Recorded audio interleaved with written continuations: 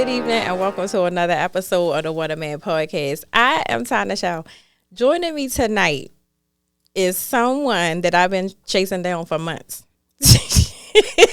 Yeah. And finally, he's here, Mr. Willie Hen. We live. We outside. Yeah, we outside. How you doing? Jam. Yeah. I'm doing good. I'm doing great. I'm blessed. You know what I'm saying? It's Sunday. I came here straight from church. You know, I'll be playing drums. But hold on. Introduce yourself briefly, and I'm going to tell you about that. Oh, God. So go ahead. She finna flip this on me so bad. I am. Ladies and gentlemen, my name is Willie Hen. You know, one half of the dynamic duo, Ken. And, yeah, man, I'm just happy to be here. Because I just know I'm finna get slammed through the damn concrete with these questions. Nah, but I'm happy to be here. I really am. You know what I'm saying? Songwriter, Grammy nominated. You know, we gonna start with that shit, and then yeah, man. You know, curator, screenwriter, producer, drummer, whatever else you want to put on it. You know. Don't forget hilarious. Yeah, they be saying I'm a comedian. Listen, y'all, this whole comedian thing, I just be me. I don't even like to claim comedian because there are some incredible comedians out there. Now, I have comedy specials, but them specials just be me talking about real shit that happened.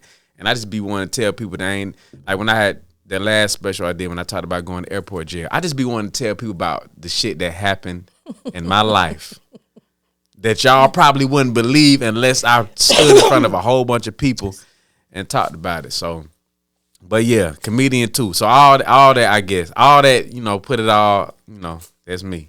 So you came straight from church. I came straight from the house of the Lord. So I missed my church service. You did? I did. To be here for me? Yes. Well, okay, so you want me to give you the word? No. She said, no, I want it from you, nigga. No, I'm just going to go to the night service. But okay. It's okay. But I was just saying, like, because when you hit me, you was like, oh, can you do it noon on Sunday? And I was like, damn. Yeah. All right. I really appreciate it. Because you said I can give you whatever time. So I said, all right. I did say that. So, you know, I don't be having nothing going. I try to keep Sundays just open as the word says. To keep that day open, ain't no working. And I try to stick to that. So, you know, Sunday I don't be doing nothing. So I was like, all right, you want to do, yeah, we're going to do the interview. Let's do it on Sunday. Okay. But I ain't know I cut it to your church times if I'd have known that. But it's okay because, like I said, it's a 7:30 service. Okay. So it's cool. I'm gonna just go to that. They still be doing those. Yeah, Bishop House. 7:30 at night. Yep. Wow. I didn't know they, you know, because church is just so different now. I didn't know they still did like night services. Mm-hmm. You know what I'm saying? But I feel like churches is just like evaporating. The night one is like a celebration. He still preaches. Okay. Yeah. So it's one of them old school churches. They don't be caring. They be having them celebrations. Yeah. See, I'm a big fan of that, man. I love them old school churches. Mm-hmm. We need though all this new school. We crumping and shit in the church. I'll just be like, man, all right, bro. Like I love that old school. You know. We got the morning service, we got the 3 p.m. service, and it's a celebration. So we got a night service, and y'all got to come to all of them. Well, he don't have 3, so he don't have the 3. He does have the 11:30, and then at night it's what he calls the victory explosion. But see, that's what that is. That's a newer school pastor that came up in the old school church, and he realized niggas don't be fucking with that 3. They don't be trying to mess with that 3, but they'll come to that night one because see 3, like man, 3, man, look, bruh, I just was there in the morning, like let me breathe, you know what I'm saying? And then I'll come back, but see that 3, that cut into that nap. That Sunday nap is something is different. see what I'm saying? I would love for you to come with me one night What to a Victory Explosion. What's the name of the church? Victory City. Bishop. Talking about Victory that used to be on what's the pastor? Mark House. Okay, yeah, so that ain't the same Victory. What? No, I know about a Victory that used to be on over there on the east side, over there by what's Water's Edge over there. Y'all know it. My east side niggas know. I was gonna say because I don't. I'm not from here. East side niggas know yeah, because everybody knew because you know the daughters was fine as hell. So the pastor's daughter was fine as hell. Everybody knew about Victory back then. Now, I don't know what it's like now, you know, but back then, yeah, like okay, but that ain't the same Victory. No, it's well, not. yeah, I would love to worship. I would love to worship. Okay, I'm gonna take you up on that one Sunday. You need to call me and be like, "Hey, You got as long as it don't interfere with mine, cause you know mine is well, it seems like yours is early in the morning. It's early in the morning, 9 to 10:30. We up out of there. Oh, that's good. Out of there. Yeah, because his morning starts at 11:30. Okay. Yep. Okay. See, that's what, man. And that's what I miss because our service used to start that early, and then I don't know what happened. Mm-hmm. We just all of a sudden, the pastor was like, "Yeah, man, we gonna start doing it at 9." I'm like, 9, man, come on, man. But you know, it's all good. 11:30 though. Okay, all right. 11:30 or 7:30. It damn sure ain't gonna be no 7:30. Not in the morning. At night. At night. Damn sure ain't gonna be no 7:30 at night. No, we're gonna get this done in the daytime. Okay, well, whenever you get ready, call me and we're gonna go. All right, we'll do it. Okay. So let's get into your career a little tiny bit. Okay. So one thing that I wanted to say to you is you got to work with one of my favorite artists. Who was that? Musiq Soulchild. Oh yeah, Big Bro. That's my dog, Big Bro. Shout out to Big Bro. You know what I'm saying? So what was that like? I really do want to meet him. Oh man, it was a dream come true, man. You know, first CD I ever bought in my life, cause you know, again, going back to my parents being pastors, they weren't with all that. So, you know, we used to sneak watch videos like BET, and we used to sneak watch that. And it was one of them things where, you know, as we got older, my mom and them start kind of letting us, you know, they could start kind of letting us branch out. But even then, like, I had to start off through the R&B route before I got to the rap route. Okay. So my first CD that I ever bought in my life was Musiq Soulchild. And I remember I Just Want to Sing. It actually wasn't I Just Want to Sing. It actually was Just Listen. It was his second one. Oh, so I had missed the first one. Okay. I knew about it, but I didn't buy it. Okay. But the first time I actually bought a CD, it was Just Listen, Musiq Soulchild. I'll never forget. My mama went in Walmart one day, and I went. She always knew I would go in that CD section, and I had walked about it. It was one day I was bold enough to walk up out of there with one. You know what I'm saying? Cause you know, I knew she was gonna buy it, but you know, like, it was just like, you know what? Let me see. Mm-hmm. And she bought it, and I remember I got the CD. I remember I had the CD player in the car already. You know what I'm saying? Cause I had my little gospel CDs. So she was thinking I'm just, I had my little CD player because I had my gospel CDs I would listen to while we was on the ride.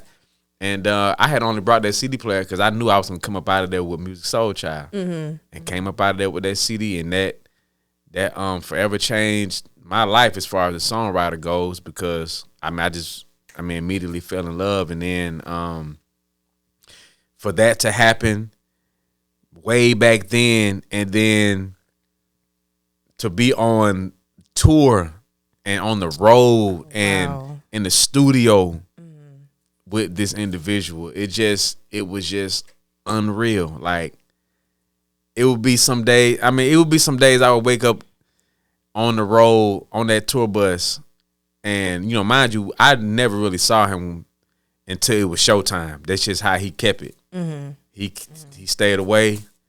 That's just how he kept it. So I didn't never see him until showtime, but every night he would come into the dressing room and it would just be like what the fuck? You know what I'm saying? Yeah, like, I can this imagine. is music. I can imagine. And it would, every night it would be like, it would take me back to when I first bought that CD. Mm-hmm.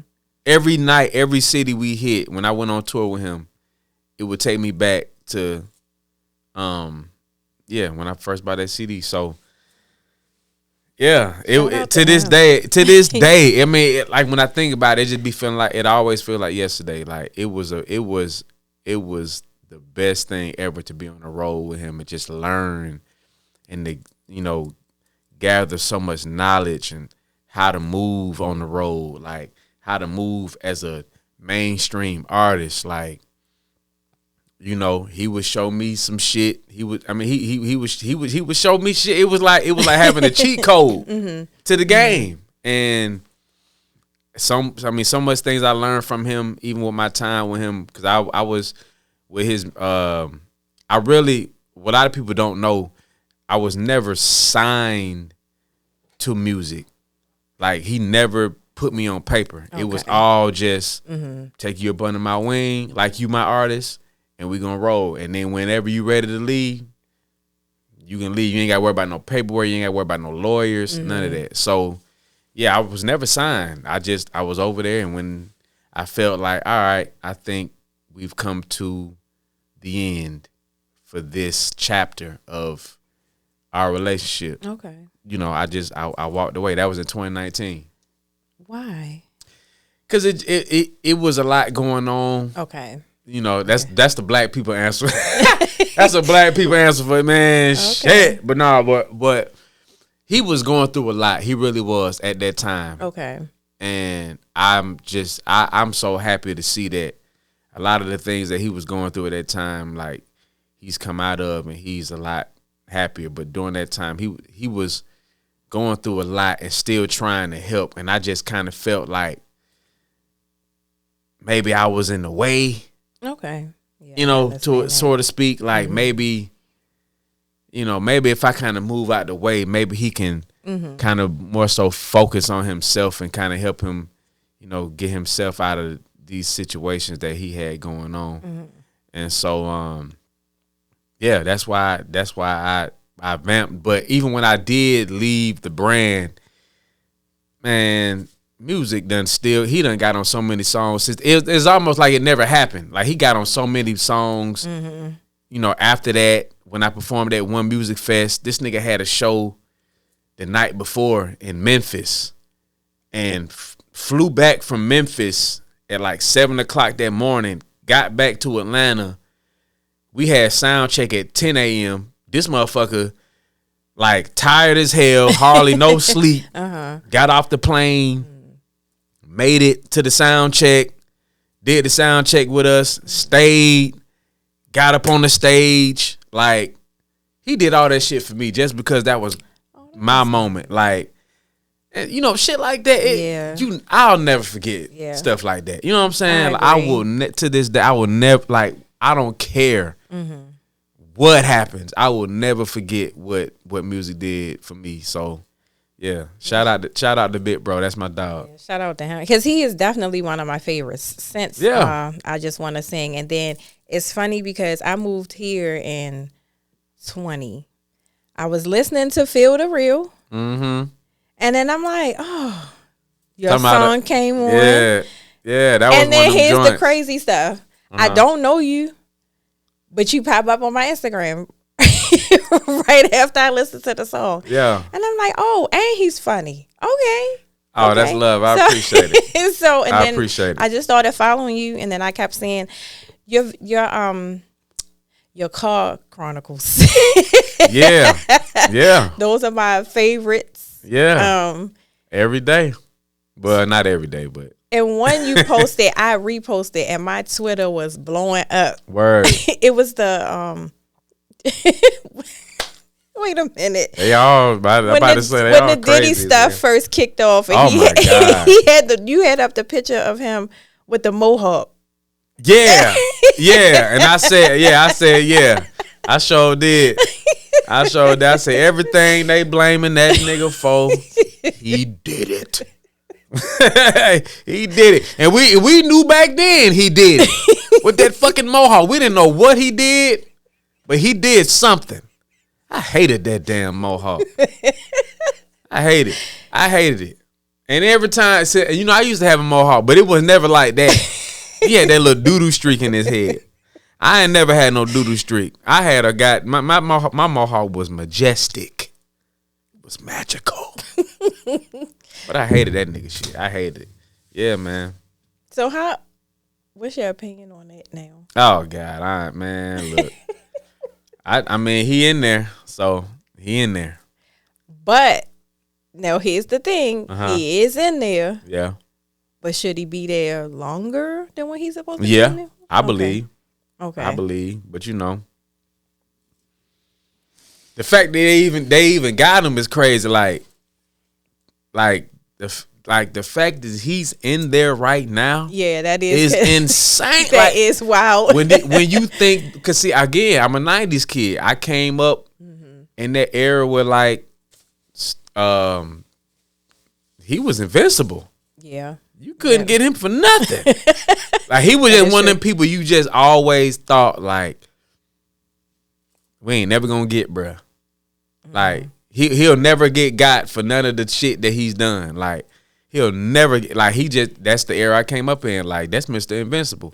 So to see him in there now is really crazy. Surreal, so they got him, So I wanted to, because you are a Georgian. Yeah. A true one. Yep. Okay. Two names I'm gonna throw out.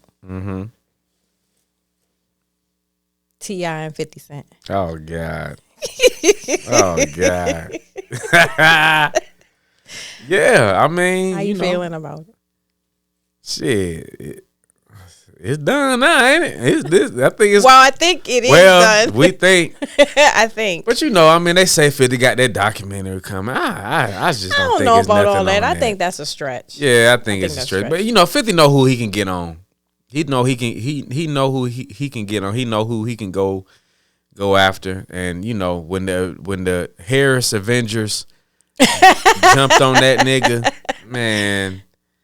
It was done. Like that was the one moment in my life, because I don't want children. I don't want children. Not always, but I've stood on that for at least since I've been like 25 years old. I've stood on that, that I just don't want no kids. And to see the way his family got on 50 Cent, us.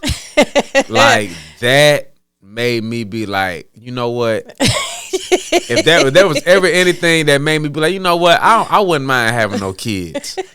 It was that moment right there, only because it was just like, wow, like just to see, like, I mean, to be T.I. and just to see his seeds just flourish in that moment, like. Even the little bad one, King, I wasn't studying his song, but what King was doing, going at that man, how 50 be going at folk on the petty online shit. Like King was killing him on that shit. Then you had little Jimi Hendrix, that goddamn when it was all over, he played like what everybody was saying would have been the song at 50 Cent Eulogy, which was utterly insane. But I mean, he was killing the shit. And then they hear the money, Jermaine Cole. I mean, I wouldn't. The second song, I didn't feel like I felt like he didn't really need to drop that. But that first one, when he talked to 50 Mama Soul. Man, that was crazy. That was crazy. Like that was, but I mean, just the raw talent Yeah. The flow, the storytelling, I mean, even the bars, like, I knew he could rap, but he stepped into a whole nother, he was in a whole different realm with that. Like, yeah. So I had some other people here a couple of days ago and I asked them about this. So it's two things, actually three, that I want to know. From, in your opinion, because 50 did not get, do you feel like well, of course, it is what it is. The Harris family did their thing. Yeah, they did. Do you think that 50 should have got back in the booth? No. Okay. But, I mean, I guess he had to at that point. I mean, yeah, I mean, if we come from that rapping culture, that's pretty much how he got on, I guess. He felt like he had to, but I mean he know, like, we know he ain't spitting, he ain't saying nothing like that. You know what I'm saying? But I guess yeah. As a man, he felt, all right, let me go on and get back up in there. But I don't feel like he put in a lot of effort because it's not really what he wants to do. I don't think he can do it anymore. Really? Yeah, man, 50. Come on, like, when we talk about straight, I'm talking about this real rap shit now. Real rap. 50 ain't never really, like, 50 just was bold enough to call people out. But bar for bar, I wouldn't pick 50 over, nobody he's really beef with. I wouldn't put 50 over Ross. I wouldn't put 50 over Tip. I wouldn't put 50 over Papoose. I wouldn't put 50 over Kanye. I mean, these are the notable names. Bar for bar? No, but 50 knows how to get under people's skin. I wouldn't put 50 over Jim Jones, but again, he know how to get under people's skin. I think, okay, and I'm gonna agree with you. He know how to get under people's skin. Because I'm definitely a 50 fan, so I'm gonna always be biased. I'm just telling you. Yeah, I mean, like 50 Cent he's a good artist. Mm-hmm. Okay, but if I'm talking raps. If I'm talking about bar for bar, flow, bars, it ain't it. It's not that it ain't it. It's just not better than none of the people that he's going against. But again, he knows how to get under them niggas' skin. If 50 ever really beefed with the game and the game was just dying for it, please, 50, please beef with me, please. The game would cook that nigga. I would have to agree. Lloyd Banks would cook that nigga. I agree. Tony Yayo might even have he would. Oh no. He would. No. But most of them, all them guys except for Tony Yayo would cook 50 Cent lyrically. But 50 Cent got that power. And see, power can get you, no pun intended, to the show. But power can get you a lot of shit. So So currently, Papoose, I guess he decided to ride the coattail. This nigga said Fat Joe too. Papoose decided to jump on the bandwagon because their beef was like 2 months ago, but he's just now releasing the song. Yeah. Right. Yeah. So now we got the GWOAT. He exposing her. Do you feel like stuff like that is taking it too far? Like, and this is why I'm asking you, because the beef initially is with Papoose.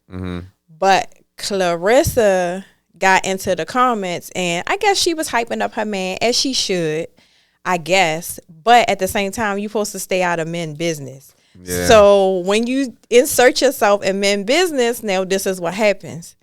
So now he's got this whole thing out exposing, like, oh, she was cheating on Pap and all this kind of stuff. So do you feel like stuff like that is taking it too far? I mean, we just supposed to be rapping. But, I mean, hey, we at war. All's fair in love and war. You know what I'm saying? We at war. So, I mean.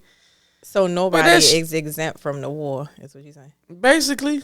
Okay. Ain't nobody exempt. I mean, if we So that was if it's beef, it's beef. So that was the other question I was going to ask you, like putting Tiny in it, because she didn't. Now the difference is Tiny did not insert herself. 50 put her in it.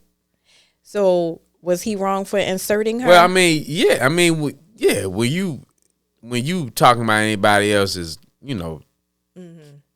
spouses, then yeah. But I mean, hey, again, like if it's beef, if we beefing, okay, we beefing. So it's like it's not wrong. If that's the route you want to take, if we have a full certified, okay, solidified, this is beef. All right, well then, no, it ain't wrong. But then when I put your dead mama on these goddamn weed packs that King put 50 Cent mama on them shirts and on them weed packs, that ain't wrong either, nigga. That's what I was going to ask you, like, because she's deceased, so that means she's still not exempt either. Hey, ain't nothing wrong. Hey, once we it's there, it's there. Okay, all right. I don't, personally, I don't like to see nobody, mama or goddamn spouse talked about. But at the end of the day, if it goes there, 50 was the first one to do it. And that's why I had no problem with them raining hell down on that man till he made that post talking about I don't have to say nothing and I'm too busy and all this other shit. When I say he got spanked. He got cooked. And I think he know that. Yeah. I think he know that. And he left them alone and was like, hey, Jim Jones, come here, bitch. You know what I'm saying? He got on Jim Jones' ass. He left T.I. and them alone. Yeah. But I mean, that's what happens when you get cooked. He acknowledged without not acknowledging the fact that he got cooked. Yeah, I would have to agree. I think he knew. And I'm sure he won't bother them niggas no more. I think he knew that. And then, like you say, he moved on but then that's when Pap decided to jump on the bandwagon. Yep, but see, that again, 50 knows who he can get. Okay. 50 knew, Pap? Okay. And see, boom, he right after the Clarissa shit. And he got some nigga, ain't no telling how much he paid that nigga to talk. No. That nigga got footage. He got footage, but it takes somebody that has a little bread. Hey, I need you to speak on this footage that you have. That's true. You know what I'm saying? You can have the footage all day long and not press no buttons. And then, 50 come around. 50 probably gave that nigga 10 racks. That ain't shit to 50. Hey man, here go 10 racks. Why don't you come over here and tell us when you was at that Christmas party and when you was at that Thanksgiving party. I mean, and he did. So, I mean, 50 know who he can come after. He it's easy to pick on Papoose because, he went on the whole Papoose don't make hits. I'm not finna respond to you. You don't make hits. I mean. But Papoose can rap his ass. I was going to say he's definitely a lyricist, so I will never take that from him. Papoose can rap his ass off. Yeah. But again, can you name a I'm just saying. Can you name a Papoose song? It ain't even, you know what I'm saying? I'm just saying it ain't no hate because that nigga's a fire ass lyricist. He's a rapper's rapper, but that's what somebody said. I'm the devil's advocate. Somebody said that in the comments though. They said never have anybody ever said, "Yo, throw on that Pap." Come on. I'm just saying. Okay. I'm just saying. Moving on. Yeah. The Falcons. Hey man, and that nigga got that hat on, and cause I love my city, man. I just, I don't know what the hell going on. You know what I'm saying? I was one of those people that I was silent about it because he was a black man. I never understood the Penix move because I just know the nigga injuries. I know he can hoop. That nigga can ball. But I just never got because I just know with them injuries, like that shit, man, that shit add up when you get in the league. You know what I'm saying? Like, and he had a lot before he even got in there. And I didn't understand that, but I was like, all right, I saw him played for Washington, and he was that nigga. And, it's come to fruition. Like, the nigga hurt again. So, because I saw it, you're not happy about y'all new coach. I'm not happy about Stestanky. I didn't like Stestanky. I don't like how he did Shador. I don't like how he did Shador. I hated that. You know what I'm saying? I know he's a 2-time coach of the year. I know that. And that's great. But it's, I don't know, man. Like, and then his family being connected to the whole Sanders family, and and it just kind of felt like that was more so like not a thing where he was doing Shador like that just because he didn't really feel like Shador was good enough. Just felt like it was just some petty ass get back shit. And now he's the coach of the team where Dion got his wings. Yeah. It just don't really feel all that good. And then, and then we signed Tuga Bellanoches, and I don't know what the fuck. And I know, we need a backup. Or, I mean, in our case, we needed somebody to just hold it down till Michael P is all the way ready. But it was just like, God damn, just him. And it just. So. I just don't know. Will you be attending any games this year? I'm not going no games. I'll watch. Can you please go to, I'll even buy a ticket. To go where? When y'all play the Ravens. But you know what? I've always said this.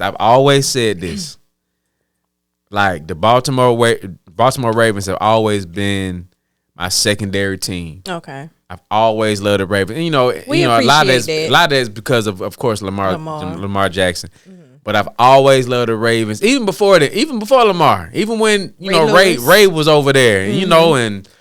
and man, they had some guys, Bolden, and they had some guys. Like, I've always loved the Ravens.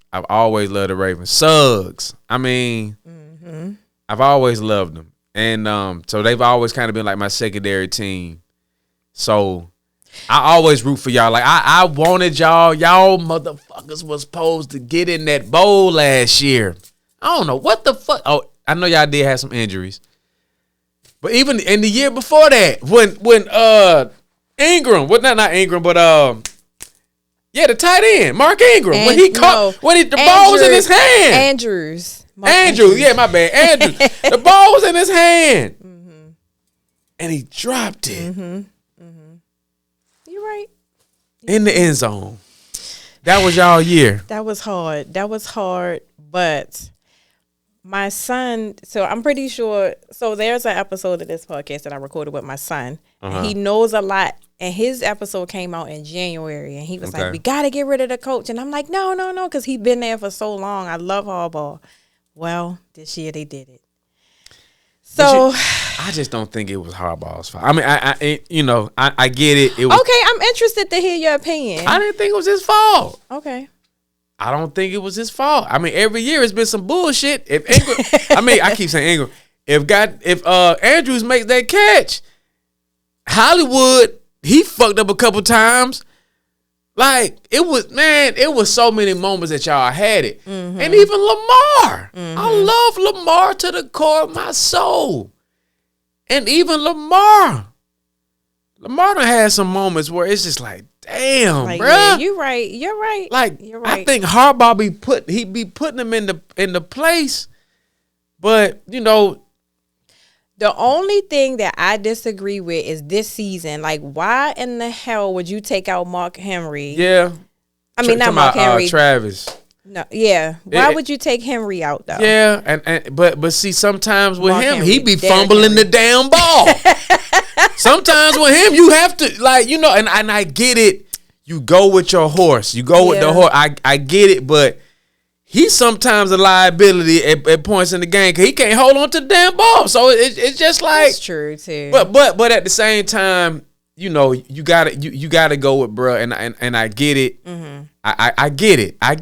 If the coach got to take the first blame, and he was over there for a good 18, 19 seasons. Yeah, we had him for a while. And you know, same thing kind of with Pittsburgh, and I be cheering for them too, only because, you know, again, the coach, with him being a black man, like, you know, I kind of always sideline cheer for them on, you know, like, man, come on, y'all get in there.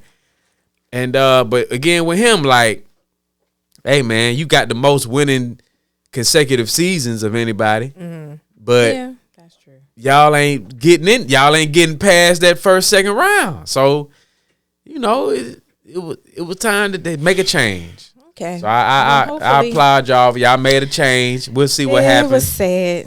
And I said Derrick Henry. That's because I looked at you and thought about. I said Mark Henry. I said Mark Henry, and but I always call that nigga Travis Henry. I meant Derrick. Yes, I know. I'm sure somebody in the comments. But that's because I looked at you and thought about wrestling, because your love for wrestling matches mine. You like the new people though. I don't like them. No, I love the old folks way more. I like Stone Cold is my favorite. Man, what? the old wrestling was 1,000 times better, but I don't mind looking at this new shit just because I know the old niggas are behind it.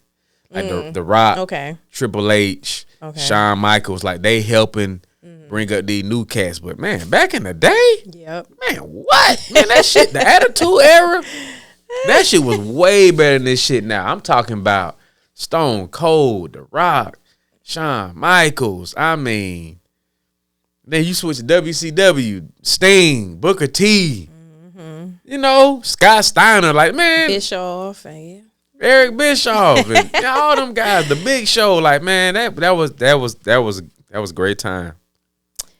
So, because, you know, I enjoyed this. It was a pleasure. Finally, you got some stuff going on here though. Finally. So you got at SOB.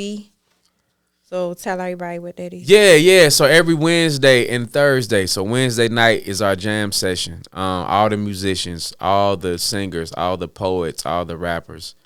It's an open floor for y'all to come out. You know, musicians. We have a band that we Juice Wayne. Shout out to Juice Wayne in the kitchen. My stomach growling. It's probably gonna be in the mic. It's all good. Man, I'm hungry as hell. I don't know if y'all heard it. Nah, but shout out to Juice Wayne in the kitchen.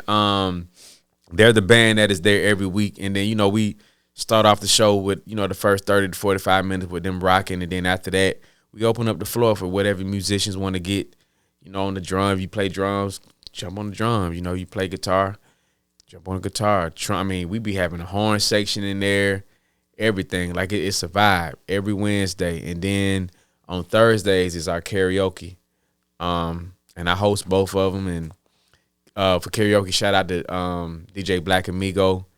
He's Nappy Boy, T-Pain affiliated. But yeah, he rocks with us every Thursday, and it's just it's so fun, man. Like it's one of them things where it's not really just karaoke. Like, we really be putting on. It's a party in there. Yeah. Oh, I know. You saw when you came. I was there. You know what I'm saying? It's a party in there. Like, we try to make it like, we don't want it to just be just karaoke. You know, you go to some karaoke's and they literally just person after person after person after person after person. It's just karaoke. And with us, it's just like, nah. Like, we gonna dance. We gonna have some fun. Like, it's good vibes. So yeah, every Wednesday, every Thursday, Smith's Old Bar. Again, I host both of them, and yeah, man. Shout out to the Jam. Shout out to Sang ATL. So. And you gonna go to the football game with me? Yeah. Okay. You talking about and they play the Ravens in Atlanta? Yep. Yes. Wow. Y'all are on the schedule this year. No, we almost got Lamar that one year.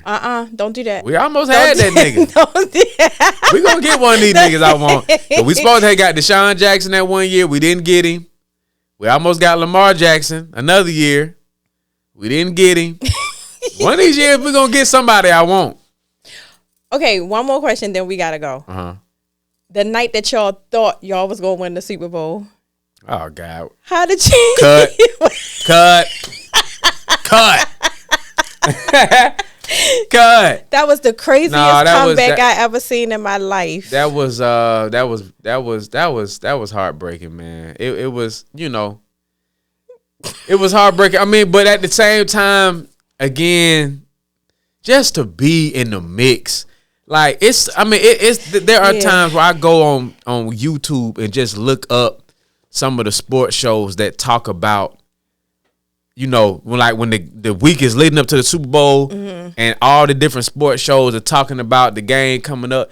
Sometimes I just go on YouTube and just look at I go way back to 2017 and I look at that shit just to reminisce. Like niggas was only talking about us and the Patriots for a week. Yeah, like it felt good to just be in the talks, in the mix. We knew coming into that game, we really ain't had no chance. Now, then it was like, oh, shit, we winning. Like, oh, we gonna win this shit. But see, as the Lanterns, we get a little bit too turned. We got too hyped. Like, I had a party at my crib. It got so fucking wild at halftime because we was winning 28-3. It got wild as hell. It was girls all twerking off the couches and all in the kitchen twerking and motherfuckers swinging off the goddamn. It was wild in my house. It was wild as hell. Only for them same girls to walk out of my house crying. They cried. Like boo-hoo, tears coming out of their eyes as they left my house that night. Like, it was that heartbreaking. But, you know, shout out to the GOAT, man, Tom Brady, man. If we gonna get beat by anybody like that, I would agree. To get beat by the GOAT, you know, it'd been different if a nigga like Sam Darnold came back from 28-3. Shout out to Sam, because he's a Super Bowl champion. But I'm just saying, it'd have been different if a nigga like that came back to beat us. But Tom Brady, hey, man. But we was in there. Okay, and then you have to go with me this year. So talking about to the Ravens. Yeah, I'm there. All right, we at the game. Okay, you heard them, y'all. We at the game. Okay. We at the game, y'all. We at the game. So anyway, if anybody wanted to follow you on social media, how would they do that? At Willie Hen, at WILLIEHYN. Again, that's at WILLIEHYN. That's Instagram, Facebook, you know, all that shit, man. Spotify, Apple Music, and also follow So Who Is Ken. That's the dynamic duo I'm now a part of. Follow So Who Is Ken. That's So Who Is Ken, KYN, and that's myself and Ken the Misfit combined. And yeah, man, shout out to Ken, man. That's one of the dopest singers walking God's green earth. So yeah, y'all follow So Who Is Ken too, and y'all gonna get a whole lot more music this spring, this summer. We in the kitchen, we cooking. And Willie got a song out called Throat. I got a song called Throat, and that's all I'm gonna say. So go look for the song. Yeah, called Throat. Shout out to Carrie Epps. She the girl that's singing on that hook. Shout out to Carrie, man, amazing. It's called Throat. It's called Throat. That's all you need to know. Exactly. That's all you need to know. So thank you again. I really appreciate it. Thank you. I had fun. This was great. This was dope. And thank y'all. And this is another episode of the What a Man Podcast. I'm Tana Show. Willie Hen. Have a good night. Bye. Yeah. See you next week. That'll be good. What's up, y'all? If you enjoyed tonight's episode, go ahead and subscribe to the channel, like, and share. And if you want to follow us on social media, it's What a Man Podcast on TikTok and Instagram.